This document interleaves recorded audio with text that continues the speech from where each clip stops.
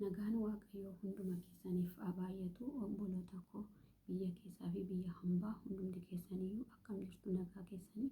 Anis nagaadha, galata Waaqayyoo. Akkasumas obbolooti koo musliimaa akkam jirtu? Nagaadha. Hunduma keessaniif iyyuu nagaan Waaqayyoo bakka jirtanitti isiniif haa baay'atu. Akkam jirtu? Akkam turtani? Warri yuutuubii obsee dajanee jalatti argamtan hundumti keessaniyyuu harka fuune jedheera. Hunduma keessaniif iyyuu nagaa jaalalaa fi kabajaa isiniif dhiyeessa. Akkam jirtu? Akkam turtani? Nagaa kootti aansuudhaan egaa warri sabiskiraayibii naaf hin goone, warri maatii naaf hin taane maatii naaf ta'a, na jajjabeessaa isiniin jedha obboloota koo hunduma keessaniin iyyuu. Egaa seenaa yeroo baay'ee seenaa namaa haasofna, seenaa mataa keenyaa dhiisne. Kanaaf immoo seenaa mataa kootii tokkoof lamarraa isiniif kaasee isinii haasa'uu danda'a. Warra barumsa ta'uufis jiraachuu danda'a. Anaafis immoo keessa deebii hubannaa naaf ta'a jechuudha. Waan an dabarse sana hubachuu danda'a gatii ta'ee fi anaafis barumsuma cimaa keessan darbee gatii ta'ee fi ijoollee baay'eef immoo barumsa ta'a jedhee yaada. Kanumarraa wal qabatee seenaa maatii kooraan isiniif xiqqoo ishee himaa jechuudha. Akkuma beekamu ani haadhaaf abbaa maleen guddadhe. Abbaa koollee egaa natti himan malee ijoollummaatti kaasee hin beeku ani jechuudha. Ani xinnummaa irrattidha inni konkolaataadhaan kan shufeerii ture. Karaa nama 20 akkastuu konkolaataan galagalee dhumanii jedhanii natti himan malee anillee ijaan hin agarre. Egaa haadha koollee egaa Waaqayyo nafsi ishee haa maaru argeeras waan baay'ees immoo ijoollees yoon ta'es waan baay'ee dhageeras jechuudha. Waan isheen taates egaa waan baay'ee dhageeras gatii ta'ee fi egaa keessi koo baay'ee natti dhaga'ama yoon waa'ee haadha kootii haasa'u jechuudha.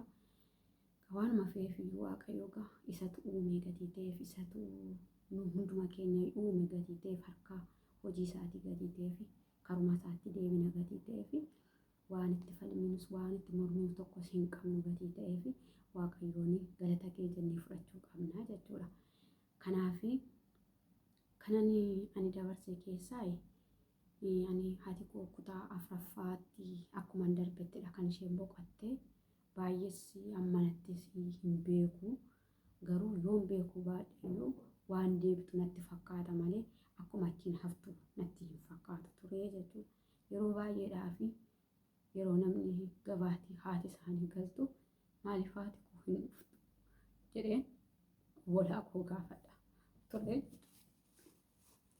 Waan deebitee dhuftu natti fakkaata ture, garuu yeroo itti guddachaa deemutti akka isheen hin deebine natti himu.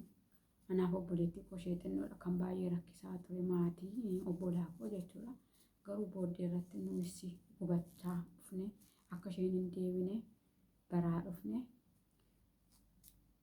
Waan godhan tokkollee gatii hin jirree fi nunis akkuma isaaniitti obsine haadha keenyas wanneen yeroo baay'eetti garuu anaaf obboleettiin koo obbolaa koo irraa hangafaa baay'ee dhiphisaa turre. Garuu isuma keessaaniyyuu darbinee kuma amma Waaqayyoof galanni haa ta'u nunis of barree akka isaan hin deebines hundumaa nu hubachiisanii nunis kunoo guddanneerra. Waaqayyoof galanni guddaan haa ta'u. Akka itti guddannetti egaa Waaqayyoo beeka.